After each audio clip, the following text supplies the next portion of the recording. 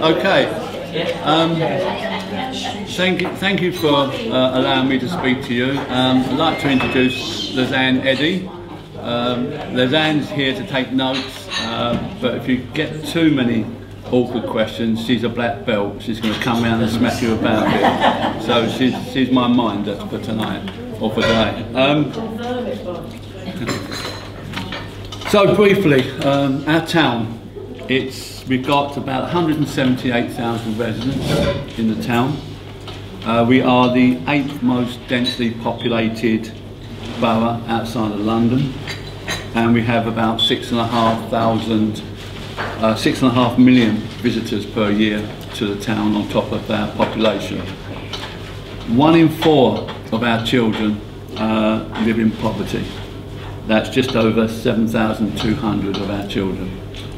And we have a higher than average number of older people living in the borough in poverty, which is at 19.7%, where the UK average is 18.1%.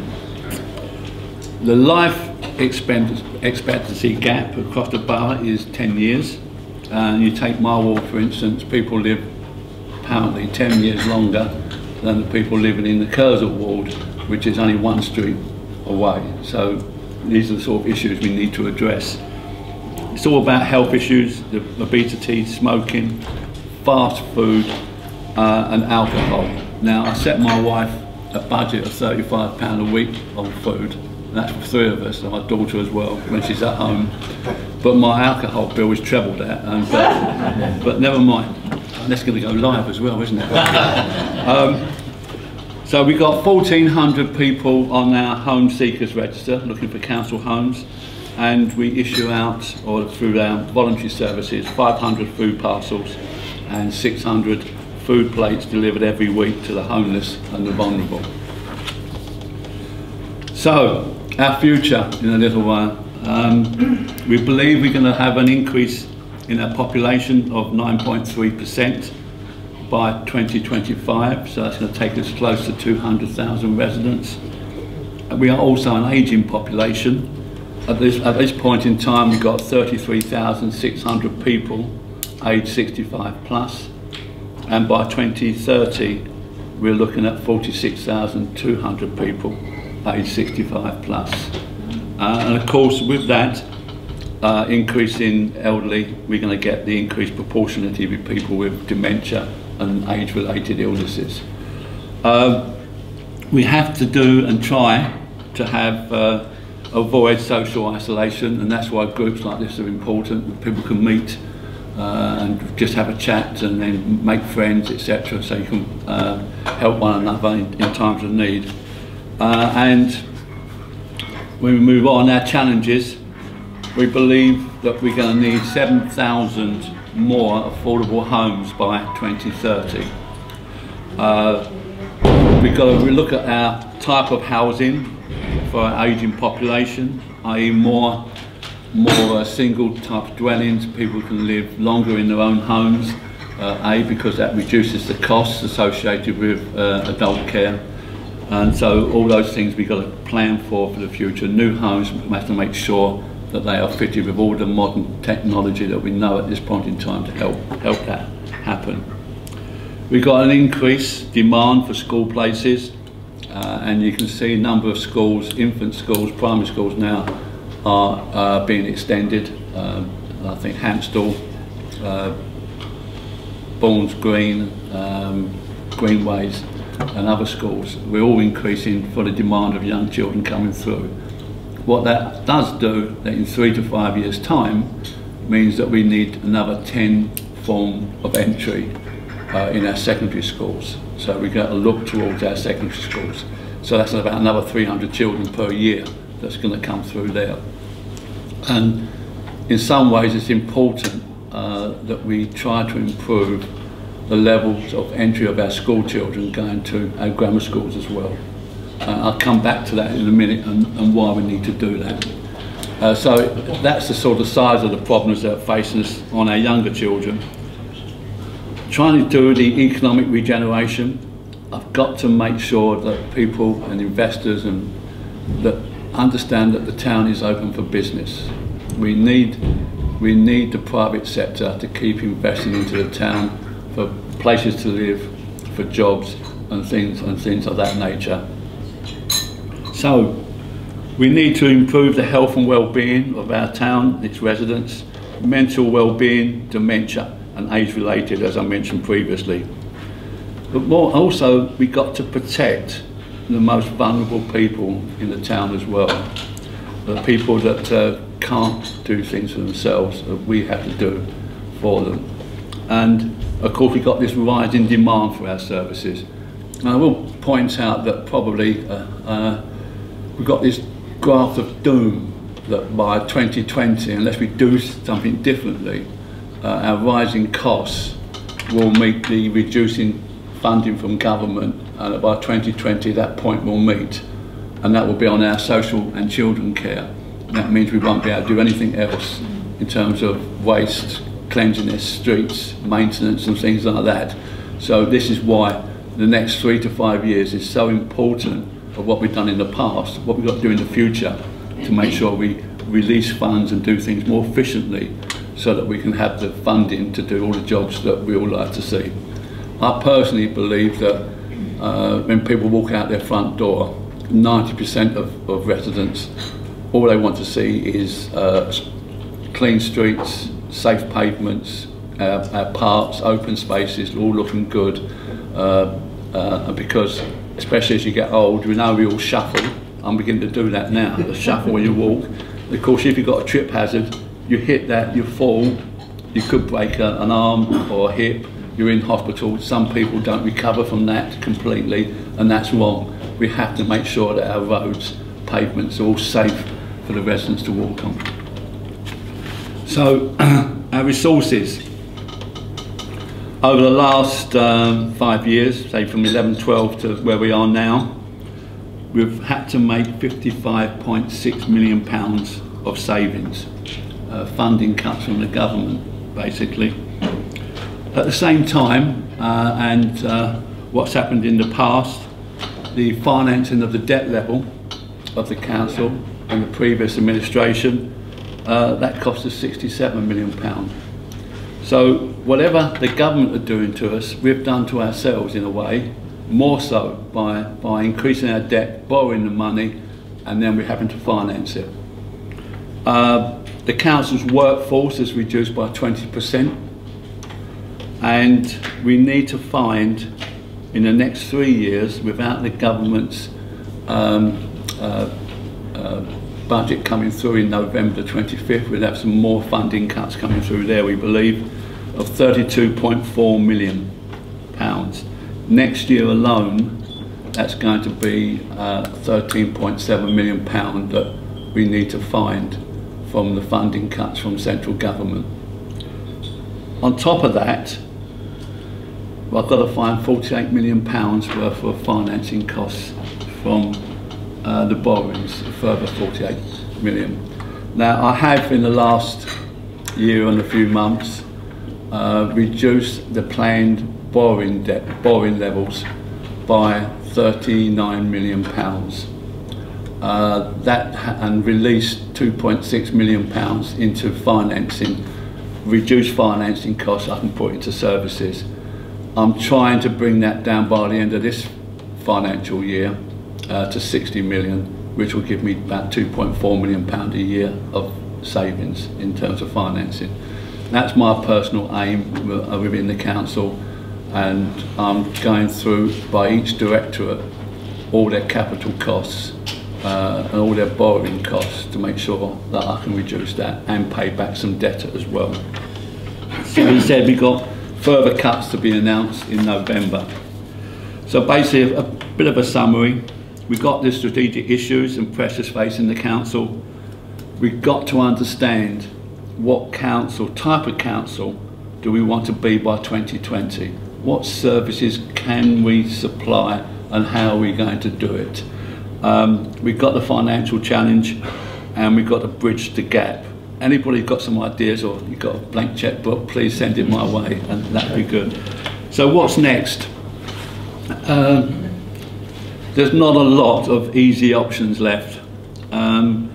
Continuing to search for efficiency savings, and I'll point some of those out.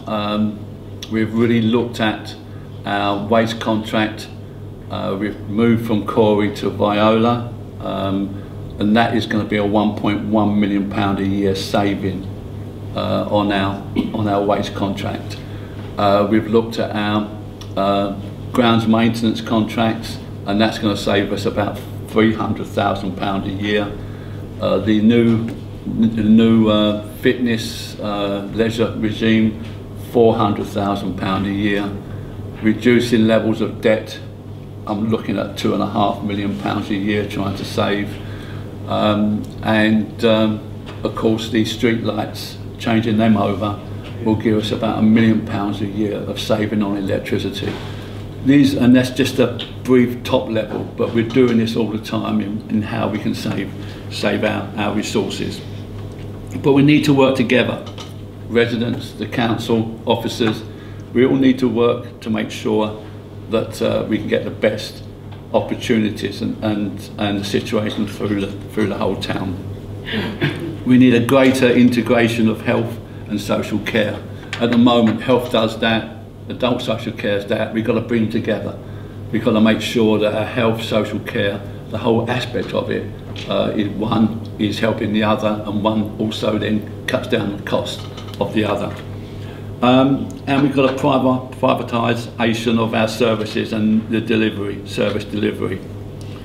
But what residents can do for ourselves? Well, if we empower and support communities, and we hope to become more self-sustaining, take pavements for instance. I know someone mentioned that I'm always in the paper with my picture. It's got to be my picture, but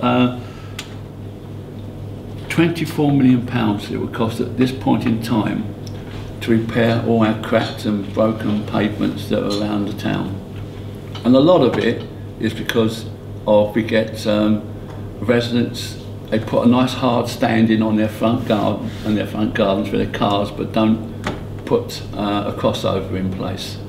Now, what happens then as they cross over the pavement, because the pavements haven't been reinforced to take vehicles, they crack up and break. And that's happening throughout the whole town. We've got builders, when they come and do work, park their vehicles on it or drop all their goods on it and break up the pavements. We have the Tesco's, your Sainsbury's and your Asda's, any other one you can remember. So if it goes live, it's all the supermarkets. They're delivery vehicles. How many times do you see them come up on the pavement and then go and deliver? Well, those pavements are not made for those trucks, so they crack up and break up. And so we've got to work together. You know, if you're having building work done, say to the builder, look, please make sure you put protection over the pavements, etc., and to stop them from cracking up, because that is an extra cost. And I think it costs us about £80 per square yard or square metre of pavement. Can you recoup from a builder if they smash these up? Well, I'll tell you a couple of stories. One down my street, the guy has come along, he's done an extension, and this builder's truck, delivery truck, has come in and he's gone all over the pavement. He's crushed half the pavements to his neighbour and all the pavements outside his own home. Well, I've gone down to him with the officer and said, can you tell us who the builder was, you know, the delivery vehicle, the name, etc. Oh, I can't remember. I said, well, can you tell us? Oh, I can't remember. I said, well, if you can't, then we're going to have to look to you to pay for it. No, it's not my fault, Gov. You know, so what I did, and this is my neighbour, this is how strong I am beginning to get. I instructed the officers to take up all the pavement outside his house and put the worst possible bitmac infill outside his house. Now, his neighbour, we got proper pavement put back because it wasn't his fault. Now, we've replaced the pavement down the street as one of the maintenance situations, and the officer said to me, well, what about that bitmac? Do we dig it up? I said, no, you leave it. Unless he's prepared to pay for it, you leave that bitmac there. And so that's the situation. If you go down my street and see a house full of bitmac outside it, that's the reason why. And there's a Another couple of instances in another street where they've had a hard standing put in and the contractors broken up the pavement. Now, they said, well, it wasn't us, Gov, you know, again, the same old story. Well, I do know, because 2 years ago we replaced that whole paving, so it was all good. And again, we've written to them, are you going to pay? And they haven't come back, and there's these two houses, and we've now given them a deadline that if they don't, at that point, we will take up all the pavement and put bitmac outside their house. And it's not the good, flat, nice, it's all the old road type bitmac, because I want to make their lives a misery, because it's not fair that we are paying for our people's lack of responsibility. And you take litter. How many times have you seen a litter bin with rubbish put by the side of it? We've got, I think, 568 litter bins throughout the town. It costs us £2.4 million to pick up the litter that people won't put in those bins, or our visitors won't put in those bins. And that's the size. Unless we start helping ourselves and start doing things like putting things into the litter bins or taking it home and then putting it into your own bin, these are the sort of costs that can only increase as time goes by, where we've got reduced funding from government to do it. So that's how critical it is. And so we've got to revisit the whole role and responsibility of local government, and really your expectation of us. If we're running out of funds, and we are getting lower and lower in funds, and all the things that we intend and need to do, the expectation in terms of we might be able to do it, but the time to do it had to be a bit longer. The time taken to answer a telephone, instead of being 20 seconds, it might have to be a minute, because we can't have people sitting there waiting for someone just to pick up the phone to answer queries. So, carry on with our issues and pressures. Housing is a critical situation. Remember, we are 8 miles long, 2 miles wide. And people I know say, why are we building more flats? Why are we allowing developers to build more flats? Well, if we've only got 8 miles long and 2 miles wide, that's part of the reason. And also, the government has allowed developers more rights than would normally happen. Take the those office blocks in Victoria Avenue. Oh, yeah. Now, 5 of those office blocks are now going to be converted into housing or apartments. But if the government has said they can do it under permitted development rights, that means we can't sort them out for affordable homes. We can't insist on the design or changing the facades. We can't insist on the parking situation. The government have given them a blank cheque. Go and build, go and convert, and we've got no control over it. There's going to be the old education block behind the Civic Centre. Those planning applications have come through as a planning application, thank goodness, and that's going to be redeveloped that site.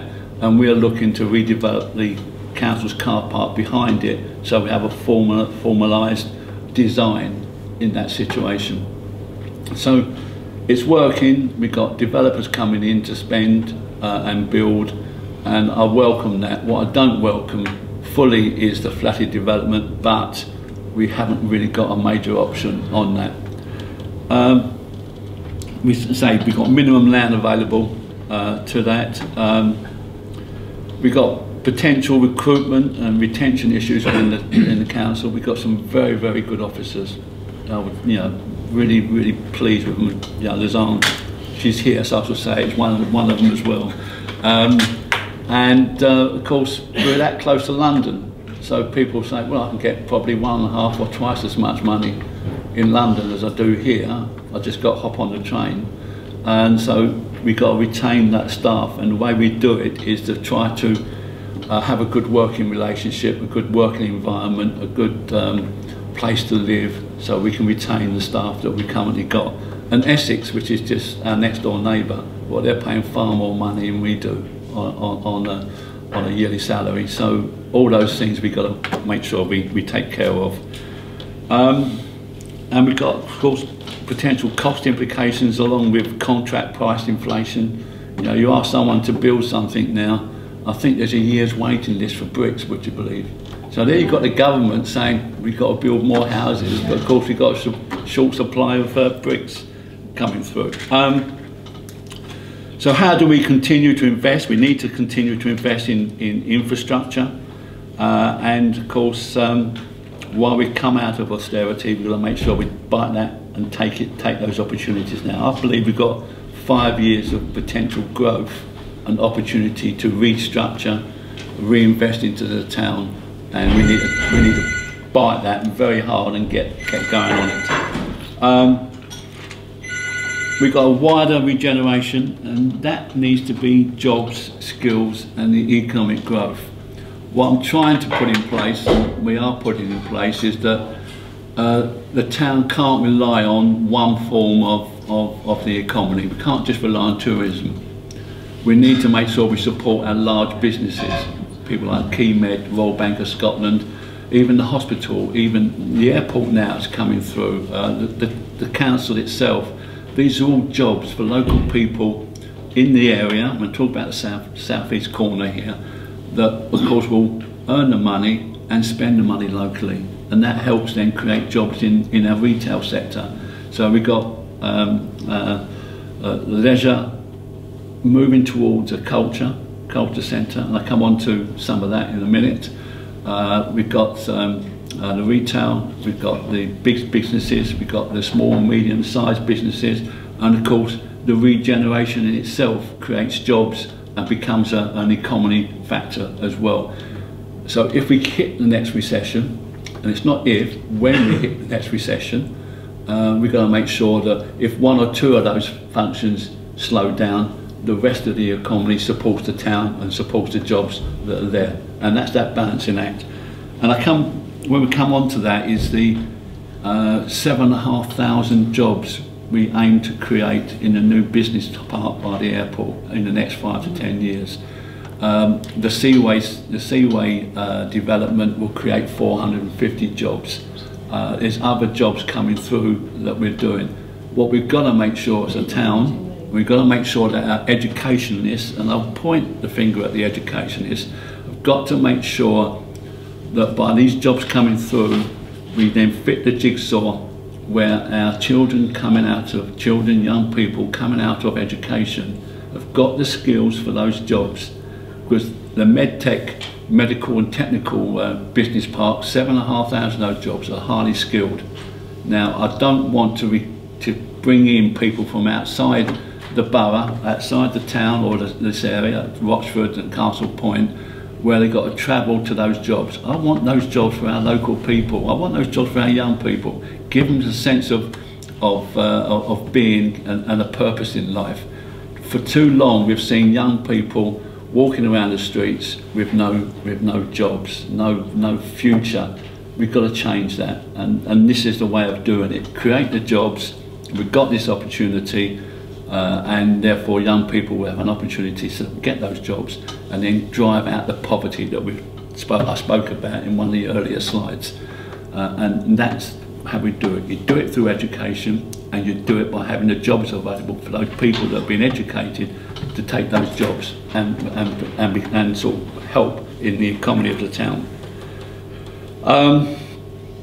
The local LEPs, while working with other leaders of councils along the Thames Gateway area and in Essex, to make sure that we do have the infrastructure to cover for these jobs coming through, and that people can get to and from work comfortably. And of course we've got the Thames Gateway partnership, which is extremely valuable. I personally see the Thames Gateway as a big economic generator for the whole of Essex, not just for along the Thames corridor. And I think most of the council leaders see that as well. That's why we're working very closely together. And that goes with combined authorities and the devolution package that government are now saying that we should be working to. And I've spent the last 11 months now working on that with other leaders. We're getting close to some sort of agreement, but I'm not sure whether we're we're quite there yet. There's one thing, I've got some red lines. One, I do not want to lose sovereignty to Essex. I want to make sure that whatever funding we get and earn stays within Southend-on-Sea. Any additional funding that comes through from the devolution of powers stays within the quadrant, so we can build up on our infrastructure and the skills and education. That's an important issue. And of course, you've got to have trust. You've got to have trust with other councils that they are on the same page as you. I've been let down on 3 issues with Essex County that has sort of dented that trust a little bit. And that's sad to say, as a new leader of a council with no idea, going from a ward to being a leader, and that's a big jump, just then within a year you have the little hairs on the back of your neck thinking about the trust issues. So that's the side. The regeneration, transport, capital funds, and I come on to that. We've got a brilliant regeneration team in Southend. They work very hard, and I come on to what they've achieved over the last year and a bit from government funding. I touch base on that in a moment. We've got the cliff slip, and we all know about the water drainage situation. And Martin Terry is working very hard with Anglia Water and really banging the drum about their lack of investment into our drainage and pumps and everything else that goes with it. And we've been fortunate this year that heavy downpour, we weren't tide locked, because some of the pumps failed, and when those pumps fail and we can't pump that water out or have storage tanks available, then it comes through our drain. I think Wood Grange Drive, if anybody was around there, saw that. You know what was annoying about that? I was driving through and I can see the surface water. I'm doing 20 miles an hour, you know, and you get idiots passing me, shooting through on the other side of the road, spraying the water, and you think, God, will you wake up? Yeah. And then they get to the end. Of course, they couldn't go any further because it was too deep. And out they come back, and I'm going, there you go, fella. So we need to make sure that the investment into Southend Airport, like it or loathe it, is key. And of course, it's going to help our tourism industry. We're talking to other towns in Europe. We're going over there talking to them to improve the tourism to us and from us to them. So it's a two-way stretch. And not only that, it's about the job creation. I don't know if anybody's been to the airport, but some of the aircraft maintenance that they do is just absolutely fantastic. It is a centre of excellence throughout not only Europe, but probably the world as well. And we ought to be very, very proud of what they do over there, some of those companies. I intend, and you all hopefully will clap on this, to invest in the pier.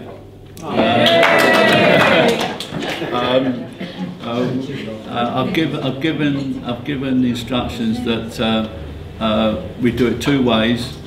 Hopefully we can work with a private investor to work with us in partnership in one way or the other.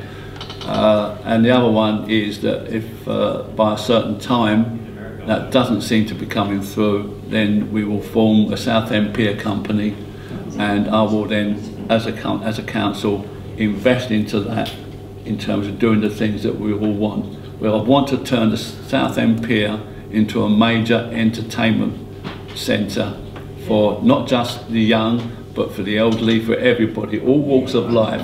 Change the whole aspect of it, because it is a jewel in our crown. I think for too long it's been left idle. So part of my vision for the future, by 2020, in 1 year steps, I want to keep adding to the pier each year. By 2020, then you can say, that's it, we've got the whole final package, but then keep on refreshing it, because we want people to come back. If we can get 325,000 visitors per year with nothing on it, put something on it, and I think we can probably more than double that and probably go to 1 million visitors. And then that will then create revenues, which will mean we can invest into the pier more and more and more.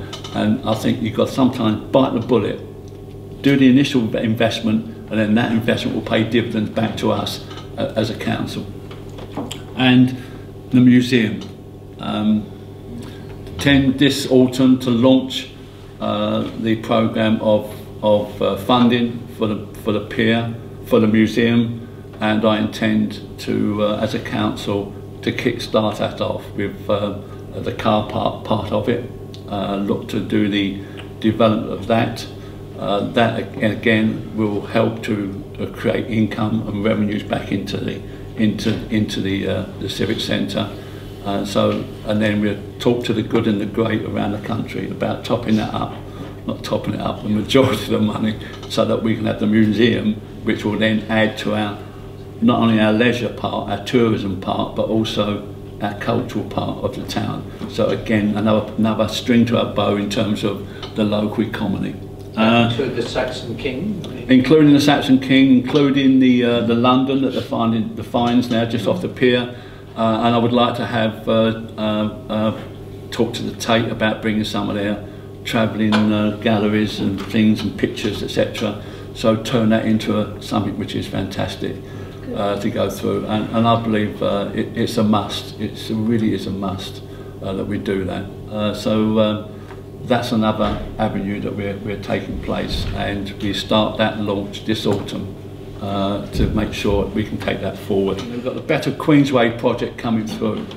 That's along the Queensway area, and we're going to redevelop that whole area.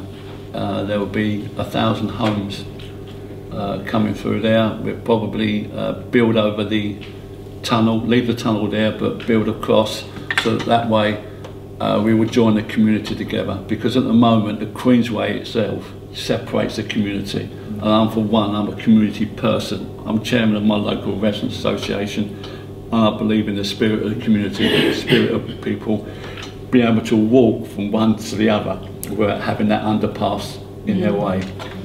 So we'll bridge across it, and that's one of the proposals, and we're looking to 1,000 homes in that area. So that would, and when we talk about the regeneration of Victoria Avenue as well, that means we've got to maybe look a bit differently in terms of what is Southend High Street going to be. Is it still going to be a major shopping area for people to come from Rochford to Castle Point, etc. to go to, and from the people in Southend? But it's also got to become a local shopping area for the people that are living in that area as well. So it's got to be a dual function. And it comes back to anything we do has to really be more than just one thing. It has to be 2 or 3 things. It has to be the residential, it has to be the retail part of it, a local shopping area. So you're trying to again build that community where people can meet in that shopping area and talk and become, if you like, more sociable in terms of our attitude. The airport business park I touched on, the Victoria Avenue I've touched on already, the Seaway development I've mentioned. Digital strategy, we have to get clever in the way we do things, embrace technology, and make sure that homes for the future have got all the technology possible so that everybody can live comfortably and safely in those homes. We've also looked at, we've got lots of infrastructure underground, so we're looking to generate revenue by that, by offering it to companies and say you can put your equipment through, your wires and whatever, or your technology through there. The health and social care integration, and part of that is the adult social care. I'm a firm believer, especially as I'm getting older, that we've got to look after our elderly. That's why I reversed the decision of the previous administration to close Priory House. That's now got a new roof, it's got a new hot water system, just to look after the next 3 years. And on that site, we're going to build a complete adult care campus. That's a 60-bed care home for people with dementia. It's going to be extra care housing for the elderly, and it's going to have a 45-room facility for severely disabled adults that are in the town. Now, the business plan is being worked on. Whether they give me a good business plan or not, I will do that because I think it's important. But that's the start of a care package, a care program, a care company that we will run as a council to create a better care provision for the elderly in this town. And so we're on to that. Better Start program, again, our officers working with the government. We've got £40 million, £4 million a year for the next 10 years to help with the start for the young people before they go to school, in terms of the Better Start program, to bring them forward, to be them, ensure they are more ready for when they start in the nursery schools, etc., the infant schools, they are ready to take that jump. So again, it's about starting that jigsaw puzzle, fitting together, start young, so that the education bit starts at that age, so that when these jobs come through, people and young people will have the ability and the education to take those jobs. I come on to our regeneration team, the local growth fund. We've got, just in the last year and a bit, £7 million for the transport and public realm in the town centre. We've got 6.7 million of non-transport investment to bring forward jobs and homes in Victoria Avenue. We've got £1 million worth of local transport funding, £8.56 million for the Kent Elms and the Bell Junction to improve the flow of traffic through there. We've got £8 million for maintenance work on the A127 and bridge maintenance work. We've got £3.2 million to access into the new business park from the road system there. We've got the business incubator, the Hive, which is in the old library. Again, money from there. I think that was about £800,000. The MedTech campus, as we mentioned, that's coming through. And of course, we've got £5 million of funding for the new lights in the town. I have, and I've personally approved the £8 million of borrowing from the Green Bank for that, because the return on investment, and it has to be a return on investment, is something extraordinary. As I said, £1 million a year saving on our electricity, that's worth the £8 million of borrowing to get that return on investment. Our budget challenges is the financial gap that I mentioned, and of course the new government's funding intentions. We've got the impact of welfare reform, the universal credit, and I think that's hitting some of our most vulnerable and low paid people, so they now got to pay council tax for the first time for years, and of course that's another impact on their ability to support themselves. And of course our business rates, 50% of the business rates we collect have to go to central government, so that's happened. And we do see by about 2020 that the government will not be funding us on our funding at all, so it has to come from local and from grants. We've got cost pressures in adult social care, pressures on children's and Ofsted inspections that come through, and of course the projected, and I mentioned it, percentage of council spending on adult social care and children's care is meeting that sort of pinch point. Again, the Care Act cost pressures from 16-17 onwards, again government funding, the health and social care integration, primary school places and driving improvements of our secondary schools. The role of the authority in education, of course, as each school becomes an academy, we lose control, and if they do extremely well they get all the praise, if they do badly we get all the criticism, but that's life, I suppose. Community safety, and part of that is with the police, and I'm glad in a way that the police have to lose about another 500 officers next year because of funding cuts from central government. A couple of weekends ago, I think we only had 6 police officers for the whole of Southend-on-Sea. That is 1 officer for 30,000 residents in the town. There was not a situation where someone caught someone breaking into their car did a sort of like citizen's arrest. It took 45 minutes before a police officer turned up after being called. The police situation is a serious situation we're now facing, and we had to make sure that we look after our own personal safety, make sure you're more aware where you're walking, what's going on around you, and also make sure your homes are safe. Make sure you lock your windows, lock your doors. You know, these little skylights, you think no one can get through. Well, they can, and so you've got to do that. Council house rents. The government want us to build more affordable homes, council homes, but they just announced that we will have to reduce our rents over the next 4 years by 1% per year, which will cost us £9 million in the next 4 years. And after that will cost us £4 million a year. So over 25 years, that's £100 million we've lost, and the capabilities of building and refurbishing and keeping our homes safe. What they haven't done, of course, is look at the private sector.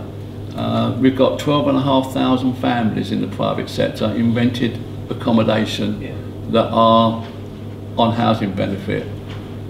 Those rents are twice that of council homes or social housing rents. So if the government were really serious about saving money on housing benefit, that's the area they should be looking at, not on the council side where the rents are half that of the private sector. But they don't do that, of course. They just look at one angle, and that's the easy angle, not the hard angle. And my calculation is if they looked at taking it seriously with the private sector, they would save about £12 billion a year in housing benefit. But that's my view on it. Our future together, well, we will try and do our best to can deliver the range of high quality services as I believe we have done in the past. I think the cuts so far, although it's been severe, and we've done it through staff reductions, etc., hasn't been a major impact on residents, but we're now cutting into the bone, seriously cutting into the bone. So we do need to be realistic. We need to reposition of what we can deliver to you and what the community needs to do for itself, and how we work collectively. And one thing we have got in Southend, and we ought to be very proud of it, is our voluntary services. They do an extremely good job, and we try to help them as much as possible, but without them I think the town would be in a more serious state than what it currently is. Well, let's get to the last page, which is thank you for listening. If you've got any questions, please do so, because that way we get that feed. Lady over there. Yeah, hi, I'm Sylvia from Southend, born and bred and cracked. Going back to your trips and forms and the pavements and everything, we've just had yellow lines put in the centre of our road, on the bottom of our road, sorry. But a lot of vehicles now park up on the pavements. Right. When the traffic wardens come round, because it's a new yellow lines, they're going to book them on the yellow lines. Why can they not book them for parking on the pavement? So why don't you? At the moment, the only place in the country where you can fine people for parking on the pavements is London. There was a bill going through Parliament before the last election, but because they ran out of time, they stopped it. It's been reintroduced in November, I believe, and once that goes through, that means that everywhere in the country we're about to fine people for parking on pavements, and that hopefully will reduce the cracked pavement situation with people parking. Because I'm not talking about normal cars, I'm talking about, for instance, opposite us. They have delivery vehicles there because they've got a news. It will be anybody. Yeah. It will be anybody that parks on the pavements will get fined if caught. And then another issue with regard to that, and I had a really horrendous fall, a trip in River Drive quite a few years ago. Wasn't anyone doing anything to the pavement issue, it wasn't anyone driving over. What it was is the council had decided to remove a tree, but not filled in the slab where they can move the tree from properly. And I got told it's because it wasn't a very busy street, it did not need doing. We should at all times leave the highway in a safe situation for people to walk on. It may have been filled with an element of, say, bitmap for a temporary repair while the routes, whatever, but they should monitor that. And then that's sunk. We do have officers walking and checking every single street through the town, some more than others because of the footfall, but at least every street should be, I think, visited once every 6 months. So that should not have happened. What I will say to you is, please use your councillors. If you see something, worry the life out of your local councillor. That's what they're there for. Yeah, I walk my ward with my 2 fellow councillors all the time. We walk and walk, we check. We're not happy that some of the pavements are bad and whatever, but we do pick up every single issue we can. We do listen to residents, they talk to me. My residents know they can contact me 7 days a week, 24 hours a day, because I've been elected to serve my residents in my ward. I'm now serving the town, but the residents in my ward, and they know that I do. I deliver pink sacks, I deliver white sacks, I deliver food sacks, because I believe that's what I'm there for. It's me to serve the residents, not the other way around. So please use your residents. Well, that's what I was told when I asked about it, and I couldn't do anything about it. I had an horrendous all there, and then knock on your councillors' doors and make their life a misery, because that's what they should be doing. That's part of their role in life. There's a lady. Thank you. I believe Southend is twinned with Sopot. Sopot, yes it is. Where do you make that clear? Well, I have visited Sopot recently, right. and the link is the pier, I believe, and it's the most beautiful town in Poland. What they have done with their pier and their surrounding, and they've even got a signpost outside their civic centre, town hall, whatever you call, and it says Southend-on-Sea, 1,700 more kilometres. Where do you promote that? We cannot not even fly from Southend. I know you just said that, but we can't fly to Poland from Southend now. No. Not that we could get near Sopot anyway, because they only flew to Krakow. Well, Graham Longley is responsible for our sort of tourism side of things, and he has an apartment in Sopot, and he flies there, not into Sopot, but close. Yeah. I think is the nearest. Yeah. Well, Lizanne's taking notes, and I'll take your point. We should be publicising the fact that we are twinned with Sopot. It's absolutely beautiful. That's good. What they have done with their area around the pier, I mean, their beach is very similar. They've got swans on their beach. Right. We haven't. Okay. Well, I will say that last week my daughter passed her commercial flying exams, and I'm very proud of what she's achieved at 21, but she's done that. But I haven't got a passport, so I can't go anywhere in the world, so there you go. One is in regard to businesses in Southend. You mentioned that you're encouraging new businesses coming in, and also about the business rate they have to pay. Now, we often see shops closing down in the high street. What does the council do to try and encourage or help the business to keep going, if you like? Also, in regard to creating jobs, I mean, if you go on the C2C or the Southend Victoria train service in the morning, you'll see the amount of people that actually travel up to London for jobs. That's because they, or in a sense, have to go there to earn the wages to actually pay for their cost of living in Southend. Now, if you look at the jobs in Southend, you will see, on the majority of them, they will pay the minimum wage, which isn't enough for people to maintain a standard of living in Southend. So how does the council look to see how to cope with that? Okay.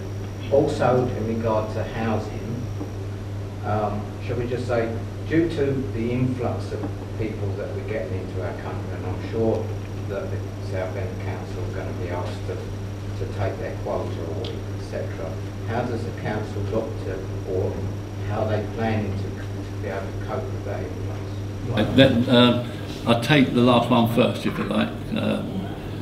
We as a council always have, and Southend has, Southend accepted me as a refugee from London 30 odd years ago, so thank you very much for that. If they come into the town and come into the civic centre, we have a duty to house people. We'll probably be in the private sector, but we have a duty to house and make sure that any children, that they're safe, etc., and any care associated with that. That's one side. The other side is on these refugees. I've made it perfectly clear that if we do have refugees coming into Southend, and we haven't had that indication yet, because David Cameron is saying that he's aiming for the orphans and young people, children, etc. We do need to be fully funded with that, and it's not just for 1 year. If a child comes down into Southend we need to look after, we become that corporate parent, and that costs us about £100,000 a year for us to be a corporate parent for that child. And it's not just for 1 year. We are the corporate parent up to the age of 25, where we have to help them, make sure they get education, a job, etc., and housing. So that's the role of the council, and that's how much it costs for us if we have people coming in from outside the country now, as David Cameron said he would do. But I've made it perfectly clear that we need to make sure we are fully funded for that. You've heard the size of the funding gap from the government for the next 3 years. They can't expect us to keep doing what we're doing without it properly being funded. So that's that situation on that. I'm in the paper on that today as well. Just to make sure that someone said I'm never in the paper, I am in the paper. The thing about jobs, take your point on that, but not all jobs in Southend on sea are the minimum. You take Keymed, you take the airport, highly skilled jobs, etc. around there, hospitals, the council itself. But we have to change that. That's why the medical and technical business park is an important part of that. That will create that 7,500 jobs that I was talking about, highly skilled jobs. What our educationists have got to do is make sure that our young people, as well as our adults, have got the education to take those jobs. That way there, we upskill our workforce, we upskill our residents, and those jobs are coming through in the time when it takes us to build that medical and technical workplace. Okay, so that's part of that jigsaw puzzle. Does anyone ever monitor the repeat things Southend does? At the back of the cinema we had bus stops and it was running quite well. All of a sudden we arrived there, they've dug it all up, must have cost a fortune. And it's not better, in fact it's worse now. I try not for that to happen, but there's always a good reason. But for the life of me, I can't think of that. I can't get down to that sort of nitty-gritty. But whenever something is done, then there's always a reason for doing it. I think we got criticised a little while ago about Nelson Street being dug up and relaid twice. Well, that was at the cost of the contractor because they didn't do a proper job in the first place. So it had to be dug up and redone. We've now got utilities. If they come to dig up the road and put gas pipes or electric or gas or water, they have to seek a licence from us now. And then we have inspectors to go out to make sure that the road or the pavements are put back in the state they were when they started digging. So we've now got that happening where it didn't used to happen in the past, because we've all seen it in the past. I mean, they dug a trench, left it, it's sunk, etc. And then they have whatever 3 or 6 months to come back, if they ever do, to replace it. Of course, they hope you never pick it up and do it. But we have the ability now to make sure that our roads and our pavements are put back to the standard that they found it. So we are trying to do that sort of thing. I know, but this is council work and it happens so often. But that one in particular, I couldn't believe it. Where was that one again? The back of the cinema. Back of the cinema. What in? By the back of What in Sainsbury's. Victoria Circus? Yes. Yeah. Okay, I know it. That was done. Part of that, I think I might know this one. Part of that was when we come into administration, we realised there was a problem. I'm not saying it's good now, because I think Victoria Circus is a nightmare, but we wanted to improve the flow of the traffic going out, and that's why we had to change it. We changed the bus stop situation. We put planters on the big area of Stonebrook to try to green it up a little bit, make it a bit more attractive. But I think the reason for that was to try to improve the traffic flow and therefore allow the buses to be able to come in and go a bit quicker. So I think that was on that case. Thanks, Ron, Councillor Ron, ever so much for your time.